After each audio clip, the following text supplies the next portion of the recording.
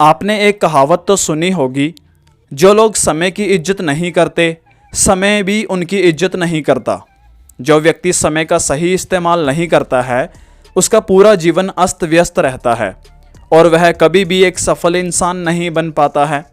दोस्तों, इस वीडियो में मैं बताने जा रहा हूँ कि समय का सही उपयोग कैसे करें। नंबर 1, समय की लॉगबुक रखें। घड़ी को ना देखते रहें, वही करें जो यह करती है, यानी चलते रहें। दोस्तों, जिस तरह आप पैसों का बजट बनाते हैं, उसी तरह समय का भी बजट बनाएं। बजट बनाने के लिए आपको यह हिसाब लगाना होता है कि आपका पैसा कहाँ खर्च हो रहा है। समय के मामले में भी यही नीति अपनाएं। एक डायरी लें और एक सप्ताह तक यह रिकॉर्ड रखें कि आप किस काम में कितना समय खर्च कर रहे हैं। एग्जाम्पल के लिए यह तस्वीर देखें। नंबर 2, आर्थिक लक्ष्य बनाएं। लक्ष्य से आपकी योजना को आकार मिलता है। योजना से आपके कार्य तय होते हैं, कार्यों से परिणाम हासिल होते हैं और परिणाम से आपको सफलता मिलती है, और यह सब लक्ष्य से ही शुरू होता है। दोस्तों, अगर आपका कोई भी लक्ष्य है ही नहीं तो आपकी सफलता सदिगद है। अगर आप यही नहीं जानते कि आप कहाँ पहुँचना चाहते हैं तो आप कहीं नहीं पहुँच सकते। जैसे किसी यात्रा पर जाने से पहले आपको यह पता होना चाहिए कि आप कहाँ जाना चाहते हैं, उसी तरह आपको यह भी पता होना चाहिए कि आपका आर्थिक क्षेत्र में आप कहाँ तक पहुँचना चाहते हैं। नंबर 3, सबसे महत्वपूर्ण काम सबसे पहले करें। मूर्ख व्यक्ति जो काम अंत में करता है, बुद्धिमान व्यक्ति उस काम को तत्काल कर देता है। दोनों एक ही काम करते हैं, फ़र्क सिर्फ समय का होता है। दोस्तों, हमारे महत्वपूर्ण काम सिर्फ इसलिए नहीं हो पाते क्योंकि हम महत्वहीन कामों में उलझे रहते हैं। महत्वाकांक्षी व्यक्ति को इस बारे में सतर्क रहना चाहिए, क्योंकि सफलता पाने के लिए यह आवश्यक है कि महत्वपूर्ण काम पहले किए जाएं। नंबर 4, यात्रा के समय का अधिकतम उपयोग करें। सफल व्यक्ति ऐसे काम करने की आदत डाल लेता है जिन्हें असफल लोग नहीं करना चाहते। हालांकि सफल व्यक्तियों को भी वे काम अच्छे नहीं लगते हैं, लेकिन उद्देश्य को याद रखते हुए वे नापसंद कार्यों से मुंह नहीं मोड़ते। दोस्तों, आज हर व्यक्ति बहुत सी यात्राएं करता है जिनमें उसका बहुत सारा समय लगता है। फ़र्क सिर्फ इतना होता है कि जहां एक आम व्यक्ति यात्रा के समय पर हाथ पे हाथ धरकर बैठा होता है, या फिर फ़ोन पर गाने सुनता है, या दूसरों से फालतू की बातें करता है, वहीं पर सफल व्यक्ति अपने बहुमूल्य समय का अधिकतम उपयोग करता है। नंबर 5, काम सौंपना सीखें। टाइम मैनेजमेंट दरअसल बहुत से छोटे बिजनेस मालिकों के लिए समस्या होती है, और इसका कारण यह है कि उन्हें बहुत सारा काम खुद करना पड़ता है। छोटे कामों से लेकर बड़े कामों तक सब कुछ। कोई भी इंसान सब कुछ नहीं कर सकता। हर व्यक्ति यह चाहता है कि वे अपने महत्वपूर्ण काम को खुद करे, लेकिन एक निश्चित ऊंचाई पर पहुंचने के बाद प्रगति करने के लिए दूसरों को काम सौंपना अनिवार्य हो जाता है। नंबर 6, पेरेटो के 20-80 के नियम को जानें। व्यस्त होना ही काफ़ी नहीं है, व्यस्त तो चींटियां भी होती हैं। सवाल यह है कि आप किस काम में व्यस्त हैं।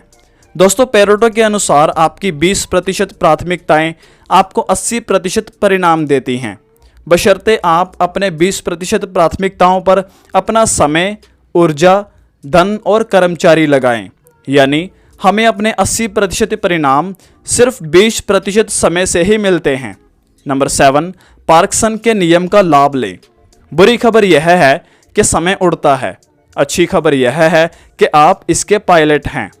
दोस्तों, पार्किंसन का नियम है, काम उतना ही फैल जाता है जितना उसके लिए समय होता है। इसका अर्थ यह है कि हमारे पास जितना काम होता है, हमारा समय भी उसी के अनुरूप फैलता या सिकुड़ता है। यानी अगर हम कम समय में ज़्यादा काम करने की योजना बनाएंगे तो समय फैल जाएगा और वे सारे काम उसी अवधि में पूरे हो जाएंगे। दूसरी ओर अगर हम उतने ही समय में कम काम करने की योजना बनाएंगे तो समय सिकुड़ जाएगा और उतनी ही अवधि में हम कम काम कर पाएंगे। नंबर 8, अपने प्राइम टाइम में काम करें। सबसे महत्वपूर्ण चीज़ें सबसे महत्वहीन चीज़ों की दया पर कभी नहीं छोड़ी जानी चाहिए। दोस्तों, टेलीविज़न पर प्राइम टाइम में यानी रात 8 बजे से लेकर 10 बजे तक विज्ञापन की कीमत सबसे ज़्यादा होती है। विज्ञापन उतने ही समय का रहता है, परंतु इसकी कीमत बढ़ जाती है क्योंकि इसे ज़्यादा दर्शकों द्वारा देखा जाता है। टेलीविज़न के प्राइम टाइम से हम यह सीख सकते हैं कि हमारे और आपके लिए दिन के 24 घंटे एक से नहीं होते। दिन के किसी खास समय आपकी ऊर्जा, विचार शक्ति, उत्साह और कार्यक्षमता बाकी समय की तुलना से अधिक होती है। यह आपका प्राइम टाइम है। नंबर 9, खुद को व्यवस्थित करें। जो व्यक्ति 1 घंटा भी बर्बाद करने की हिम्मत करता है वह जीवन के मूल्य को नहीं समझ पाया है। दोस्तों, अव्यवस्थित जीवन हमारे सामने कई मुश्किलें खड़ी कर देता है। इसमें एक यह मुश्किल है कि हमारा समय ना चाहते हुए भी अनावश्यक रूप से बर्बाद होता है, और दुखद बात यह है कि हम खुद ही इसके लिए दोषी होते हैं। नंबर 10, टाइम टेबल बनाएं। हमारे पास समय की सबसे ज़्यादा कमी होती है, परंतु इसी का हम सबसे ज़्यादा दुरुपयोग करते हैं। दोस्तों, जिस तरह पैसे की बर्बादी को रोकने के लिए बजट बनाना जरूरी है, उसी तरह समय की बर्बादी को रोकने के लिए टाइम टेबल बनाना जरूरी है। एग्जाम्पल के लिए इस तस्वीर को देखें। नंबर 11, कर्म में जुट जाएं। समय की रेत पर कदमों के निशान बैठकर नहीं बनाए जा सकते। दोस्तों, बेहतरीन लक्ष्यों और सर्वश्रेष्ठ योजनाओं के बावजूद आप असफल हो सकते हैं, बशर्ते आप उन पर अमल ना करें। कर्म ही वह जादुई तत्व है जो आपको स्थायी सफलता दिलाता है। नंबर 12, अपनी कार्यक्षमता बढ़ाएं। कुशलता किसी बक्से में चीज़ों को पैक करने की तरह है। अच्छी तरह पैक करने वाला बुरी तरह पैक करने वाले की तुलना में दुगनी चीज़ें पैक कर सकता है। दोस्तों, यदि आपको टाइपिंग आती है तो उस वक्त को याद करें जब आपने पहली बार टाइपिंग शुरू की थी। तब आप कितनी तेज़ी से टाइपिंग कर सकते थे? शायद 5 शब्द प्रति मिनट। और अब क्या स्थिति है? शायद 30 शब्द प्रति मिनट। ज़मीन आसमान का फ़र्क है। ऐसा क्यों?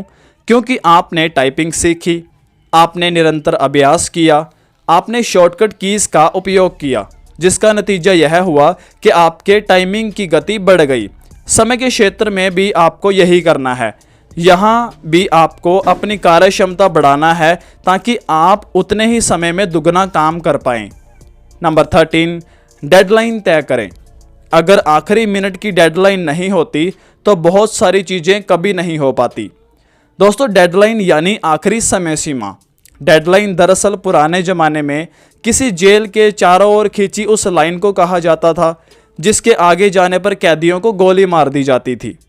आजकल डेडलाइन पार करने पर आपकी जान तो नहीं जाती, अलबत्ता आपकी प्रतिष्ठा और करियर में तरक्की के अवसर जरूर चले जाते हैं। इसलिए डेडलाइन को गंभीरता से लें। नंबर 14, समय खरीदना सीखें। 1 इंच सोने से भी 1 इंच समय नहीं खरीदा जा सकता। दोस्तों, आप पैसेंजर ट्रेन से यात्रा करना पसंद करते हैं या सुपरफास्ट ट्रेन से? देखिए, पैसेंजर ट्रेन की यात्रा में समय ज़्यादा लगता है लेकिन किराया कम होता है। इसकी यात्रा वे लोग करते हैं जिनके पास समय ही समय होता है। दूसरी ओर व्यस्त लोग सुपरफास्ट ट्रेन से यात्रा करते हैं क्योंकि उन्हें समय की कमी रहती है और वे बचे हुए समय का सदुपयोग कर सकते हैं। बेहद व्यस्त लोग हवाई जहाज़ से यात्रा करते हैं क्योंकि उनका समय और भी ज़्यादा कीमती होता है। जिस व्यक्ति का समय जितना ज़्यादा कीमती होता है वह उसे बचाने के लिए उतने ही ज़्यादा पैसे खर्च करने को तैयार रहता है। नंबर 15, भावी लाभ के लिए वर्तमान में त्याग करें। हमारी दुविधा समय की कमी से ज़्यादा गहरी है। यह मूल प्राथमिकताएं तय करने की समस्या है। हमें इस बात का एहसास होता है कि हमने वे काम नहीं किए जो हमें करने चाहिए थे और वे कर दिए जो हमें नहीं करने चाहिए थे। दोस्तों, समय के मामले में हम सभी के पास विकल्प होता है।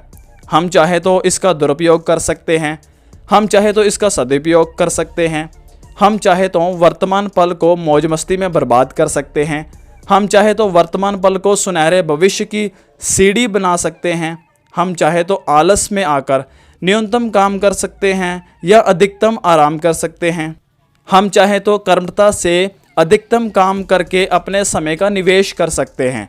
हर सफल व्यक्ति भावी लाभ के लिए वर्तमान समय का निवेश करता है। जिस तरह कंपनियां भावी सफलता के लिए पूंजी का निवेश करती हैं, उसी तरह व्यक्ति भावी सफलता के लिए समय का निवेश करते हैं। तो दोस्तों ये थे टाइम मैनेजमेंट बुक में से लिए गए कुछ चैप्टर, जिनसे आपको यह सीखने को मिलता है किस तरह समय का सही उपयोग किया जाए। वीडियो अच्छी लगी हो तो जल्दी से लाइक और शेयर कर दें। अपनी राय कमेंट बॉक्स में ज़रूर शेयर करें और नेक्स्ट किस टॉपिक पर वीडियो देखना चाहते हैं ये भी आप हमें कमेंट बॉक्स में शेयर कर सकते हैं। दोस्तों अगर आप इस वीडियो को YouTube पर देख रहे हो तो हमारे चैनल को सब्सक्राइब कर लें। अगर आप इस वीडियो को Instagram पर देख रहे हो तो हमारे पेज को फॉलो कर लें ऐसी और बेहतरीन वीडियोस को, बुक समरीज को आगे भी देखने के लिए। तो मैं मिलता हूं आपसे नेक्स्ट वीडियो में एंड थैंक्स फॉर वॉचिंग।